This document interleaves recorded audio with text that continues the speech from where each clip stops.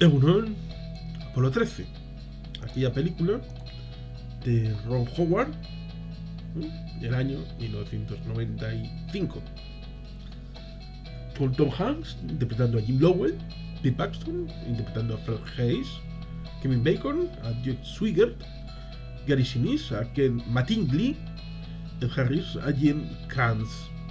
Recordemos el pasado. Digamos que después del final de la Guerra Fría se reconfiguró mucho el espectro aeronáutico, es decir, aeroespacial.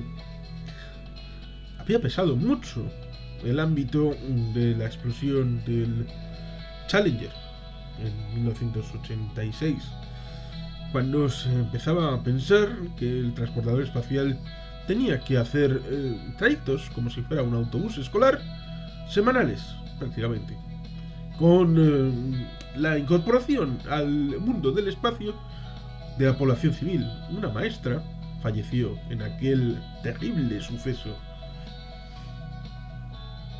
con la explosión de aquel transportador muy poco después de ser lanzado por problemas en el mantenimiento de los materiales.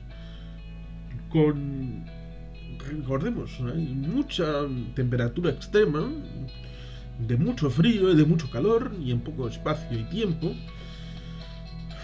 Ahora del tema de lanzamiento, hay muchos cambios respecto a el tránsito desde la atmósfera al espacio y la vuelta y todos los elementos, porque en principio el transportador era para ser reutilizado fundamentalmente en la nave, a diferencia de los Apolos y evidentemente los anteriores de los Mercury. Ya había habido un pequeño problema, porque esta es Apolo 13, con los Apolos, cuando en el año 72, finales del 72, el Congreso de los Estados Unidos decidió cortar la financiación al programa Apolo, dejando colgado en el alero los vuelos 18, que estaba más o menos operativo y viable, y evidentemente los Apolo 19 y 20, que estaban más o menos esbozados. El programa espacial cambió, vino el Skylab, o había venido antes. Son los interesados pueden verlo, pero a finales de la Guerra Fría, cuando Reagan había esbozado una estación más compleja que el Skylab, como era la estación Liberty, los soviéticos habían empezado en el año 86 a construir lo que luego sería la estación Mir. Pero también tenían en mente, ya entonces, hacer una Mir 2, porque dependían de la durabilidad de los materiales y de los módulos en el espacio para, luego hacer el relevo cuando el año 2001 acaba cayendo no sobre París, como dirá Paco Rabanne, sino sobre el Pacífico, que es mucho más grande que París en el espectro de la Tierra. Pues había la necesidad, y con muchos elementos de la Liberty y de la estación espacial Mir 2, se establecerá la actual Estación Espacial Internacional, que en algún momento tendrá que tener su relevo. Pero eso es irme demasiado lejos. El peso de las tragedias, la escasez de fondos, la mala reputación de la NASA a principios de los años 90, el final de la Guerra Fría, que había sido fundamental en el impulso con un presidente asesinado que había dado la orden al país de ir a la Luna, cueste lo que cueste al final de esta década, había dejado un pozo vacío en el interés por el espacio, y había que recuperar ese pulso, aunque sea narrativo, para el público. Y eso lo consiguió Ron Howard y Tom Hanks con esta Apolo 13. Esta película restauró el honor de uno de los puntos negros de la NASA, hasta el punto de decir en la película, y puede que sea algo real, incluso alguien se puede convencer de esto, el Apolo 13 fue el mayor éxito de la NASA. Sí, el mayor éxito. Algo que puede que actualmente ya esté superado, pero hay que ponerse antes de la película, en el año 94, 93, antes de ver esta maravilla traída de Ron Howard respecto a la aventura espacial. Abre la película con el homenaje a la misión AS-204, en el que la ausencia de una escotilla de salida hubo un incendio, triste incendio, en el que Virgil Gus Grissom, Edward Higgins White, Roger Bruce Chaffee, Gus Grissom, Ed White, Roger Chaffee, murieron abrasados en el interior de la cápsula que, a petición de las familias, se rebautizó como el Apolo 1. Eran antiguos aviadores, pilotos de pruebas que en el campo Edwards, como se ve en la película Elegidos para la Gloria, habían sido los originales del proyecto Mercury, predecesor en los años 50 del proyecto Apolo. En los años 62, 63, primero en el Congreso y luego fuera, en una universidad, el presidente John Fisher Kennedy dijo al país: tenemos la necesidad de ir a la Luna, no porque sea fácil, sino porque es difícil y porque el país lo necesita. Es un objetivo estratégico. El país asumió el compromiso, sobre todo después del 22 de noviembre del 63, siendo asesinado su impulsor en Dallas, Texas. Al presidente asesinado se le homenajeó con la llegada a la Luna el 19 de julio de 1969, pero ese día había una tripulación que, si no hubieran podido ir Neil Armstrong, Michael Collins y Buzz Aldrin en el Saturno V rumbo hacia la Luna, había una tripulación, siempre hay una tripulación de backup, como en el ordenador, como cuando tienes un backup hay en una disquetera externa, un disco duro externo. Y el comandante iba a ser James A. Lowell Jr., el comandante piloto del módulo iba a ser William A. Anders, y el piloto del módulo lunar iba a ser Fred W. Hayes Jr. Y se ve en el inicio de la película a estos personajes en su casa en Houston, en Texas, viendo la Luna, a sus compañeros Armstrong, Collins y Aldrin disfrutando de la perspectiva de ser el centro de la atención mundial en el primer vuelo a la Luna. Había habido muchos vuelos antes, porque es el Apolo 11 el que llega. Antes ha habido otros tripulados, el Apolo 7, el 8, el 9 y el 10. Del 2 al 6 son vuelos de prueba para ir calibrando los diversos materiales. Para mí, uno de los puntos más emocionales, no racionales, emocionales, es el Apolo 8, que fue lanzado el 21 de diciembre, duró 6 días, y en Navidad abrieron la retransmisión con una lectura del Génesis, lo cual no es ciencia, pero la Navidad, lo tradicional, como cristianos culturales, a pesar de que no lo seamos, como agnóstico y ateo, que me considero, pero culturalmente es un momento emocional, la lectura de los astronautas desde allí en Navidad, de ese complejo año 1968, de los primeros pasajes del Génesis en esa aventura espacial. Al afrontar este proyecto de la película Apolo 13, cuenta con un Tom Hanks que conoce bien la historia, pero luego evidentemente Ron Howard acabará poniéndose al día, incluso superando al actor, que tenía muchas ganas de contar esta historia de estos personajes, de esta tripulación de Tim Lowell, Jack Swigert y Fred Hayes, sobre todo con esas intrincadas aventuras que empiezan, como digo, el día de el Apolo 11, cuando salen de la casa con el coche, el personaje de Jim Lowell, de Tom Hanks y su mujer, y el coche se cala en un cruce de caminos en Texas. son señales. Como luego cuando a una mujer en la ducha se le cae el anillo y acaba desapareciendo por el hueco. Son elementos que están ahí para, como pilotos, para enseñar al espectador. Digamos que es lo mismo que cuando el personaje de Gary Sinise, el personaje de Ken Mattingly, supuestamente tiene una enfermedad y no puede subir, y debe ser sustituido por Jack Swigert, con quien no habían tenido trato ni Jim Lowell ni Fred Hayes. ¿Cómo lo resuelven? Es difícil.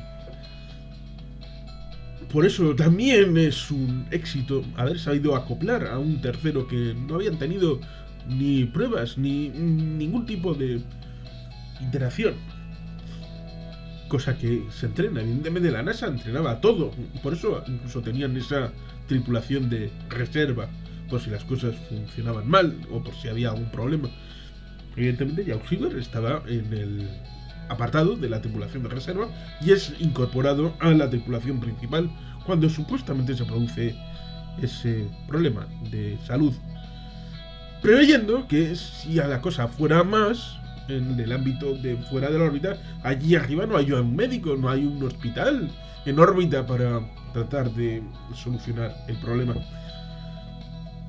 Y por eso es mejor prevenir. Un poco como se hace en el Antártico. Cuando alguien va a ir, si no tiene extirpado el apéndice, se le extirpa como medida preventiva, porque si tienes un problema de apendicitis o de peritonitis en la Antártida, lo más probable es que te vayas al otro barrio. Apolo 13, por lo tanto, es la misión de algo que funciona mal.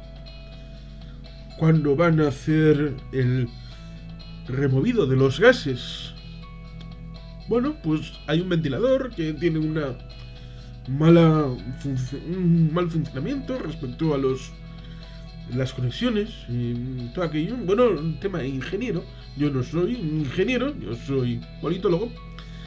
Aquello revienta. Y lo que parecía lo más difícil, acaban haciéndolo. Toda la ingeniería de la NASA, el conocimiento, las industrias que habían aportado para la creación de los componentes, aportan su sabiduría para, con una línea, ya no podían volver. Tenían que ir a la Luna, pero no pisar la Luna.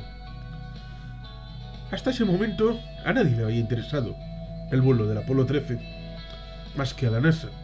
Parecía que, habiendo habido el Apolo 11 y Apolo 12, ya ir a la Luna era como un paseo por el patio de atrás. Se jugaba con los niños, se iba para allí, se volvía. La gente prefería ver otros programas en la televisión antes que las retransmisiones de NASA sobre los astronautas que estaban allá arriba. Y eso lo sabían las familias. Y ahí se nota a través de los personajes, de las mujeres de los astronautas y de todas aquellas circunstancias que están muy bien tratadas en esta película. También en la otra, Elegidos para la Gloria, pero ya hablaremos otro día. Esta, Apolo 13, es sobre las dificultades, sobre todo dentro de NASA, entre ingenieros. Tuvieron la suerte, entre comillas, forzada por las evoluciones de los tiempos, de que ese personaje interpretado por Gary Sinise le llaman para colaborar en la salvación de sus compañeros.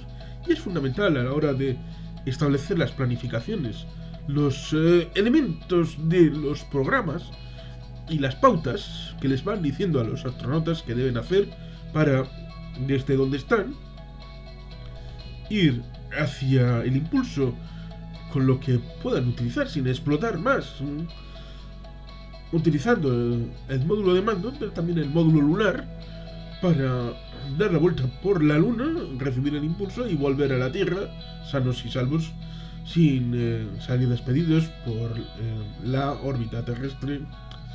Un esfuerzo tremendo que estaba en el olvido antes de 1995 y que esta película, este drama histórico, retrotrae en toda su complejidad, en toda su dificultad para que la gente sea capaz de entender todo lo que pudo salir mal, en todos los puntos que fueron realizándose. Claro, el ser humano normal en el año que se establece, en el año 71, creo que fue la misión del Apolo 13, 11 de abril del 70, y duró 5 días y 22 horas, 54 minutos, 41 segundos. Estaba previsto que aterrizaran en Framauro, pero se canceló por aquello del tanque de oxígeno en el módulo de servicio. El módulo lunar se tuvo que utilizar como improvisado bote salvavidas para el regreso de la tripulación. En el año 70, 11 de abril del 70. Probablemente la gente estaba más a ver la película Patton, que es de aquel año del 70, aquella de Franklin J. Schaffner, con George C. Scott como el general Patton, más que lo que estaba sucediendo ahí arriba con 3 astronautas. Lo dice el personaje de Ed Harris: nunca hemos perdido a un americano en el espacio y ahora no vamos a empezar. Era muy difícil, era muy complicado la tarea, y lo hicieron. Y con la película se establece esa dialéctica de recuperar ese momento épico de la historia de los Estados Unidos, olvidada por eventos mucho mayores, en el corazón de la Guerra Fría, estableciendo esa dialéctica en la que, bueno,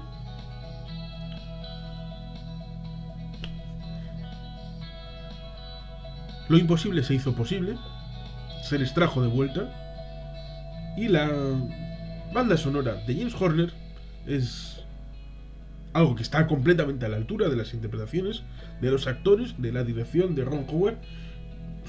Si no es la mejor, es una de las mejores películas de Ron Howard, un clásico de los años 90, bien engarzada y enlazada, basada evidentemente en la obra del propio Jim Lowell, Lost Moon. Luego al final se hace la pregunta: ¿cuándo volveremos a la luna? Bueno, digamos que el coste económico es enorme para el beneficio, porque sin beneficio no hay viaje lunar, y eso lo supieron en el año 72, en diciembre del 72, los administradores de la NASA, cuando el Congreso de los Estados Unidos les cortó la financiación. Habían tenido muchos viajes a la luna, desde el 11, solamente el 13 funcionó mal, como se ve en esta película, y luego fueron el 14, el 15, el 16 y el 17, varios Apolos, hasta 2 docenas de estadounidenses pisando la luna, incluso con los vehículos aquellos rover, e incluso demostrando hipótesis científicas, jugando al golf. Muchas cosas se vivieron en la luna en esos años del 69 al 72, que fue el final de la aventura del Apolo. En parte, en homenaje a todos ellos, esta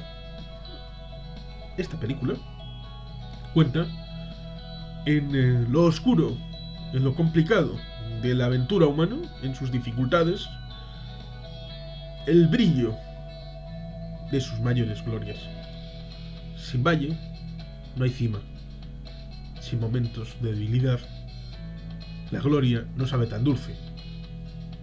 Apolo 13 viene a restaurar el honor de lo que estaba perdido, y tal vez con la intención de impulsar en esos años 90 la carrera espacial, que había perdido mucho brillo, mucho presupuesto. Con el presupuesto de un año, del 95, se podían hacer un sexto, solo un sexto, de lo que en un año de los años 60. El presupuesto era 6 veces más, hasta incluir un 1,5% del presupuesto federal. Con el fin de la Guerra Fría, eso desaparece y hay otras prioridades. Pero los desafíos siguen estando allí. La humanidad debe trascender, que es lo que dice el personaje de Jim Lowell en la película. Imaginen que Cristóbal Colón hubiera llegado a América, se hubiera vuelto. Bueno, ya hemos estado allí, hemos estado en algún otro sitio que no conocíamos y no hubiera vuelto nadie por los pasos de Cristóbal Colón. ¿Qué habría sido del mundo?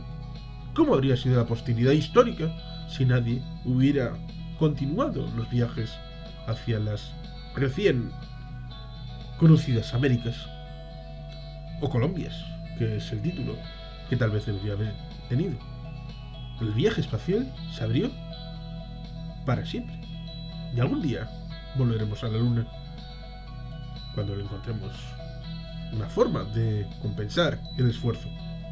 Algún día llegaremos a otros planetas como Marte, y ese desafío también incluye momentos como el Apolo 13, en donde el tesón de la humanidad tuvo que jugarse todo por el todo para salvar a 3 personas que se les había ido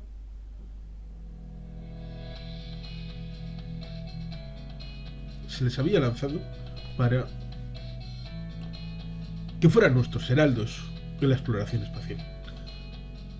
A ellos, a los 4. Sí, a los 4. Porque no solamente los que subieron, sino también el que ayudó abajo de la tripulación. A Jim Lowell, a Fred Hayes, a Jack Swigert y a Ken Mattingly. A los 4 va dedicada esta película. Y el homenaje al Apolo 13, que incluye evidentemente a todos los miles de trabajadores en la Tierra que contribuyeron a traerles de vuelta, como se relata en esta insigne película, que tuvo un presupuesto de 52 millones y tuvo un desempeño de algo más de 355 millones, con lo cual fue un éxito de taquilla. Esta película de 1995, aventura espacial, transmutando la percepción de un fracaso en un éxito, hasta el punto de que puede ser considerado uno de los mayores éxitos en la historia de la NASA. Y sin más, es que ricasco, agur bat, Betty GP.